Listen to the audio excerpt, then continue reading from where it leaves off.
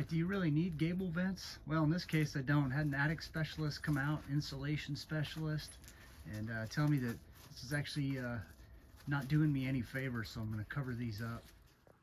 Now I'm just measuring these from the inside. The reason is we have plenty of sufficient soffit vents to vent the attic. All right, I got a few boards left over from a couple pallet projects I was doing that I'm going to use.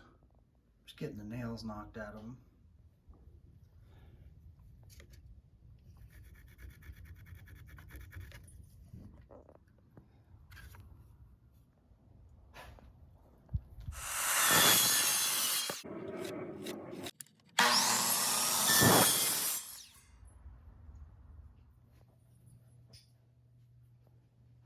All right, got all the cut boards up here.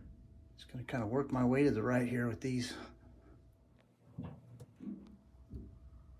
There we go, now it's time to seal it up.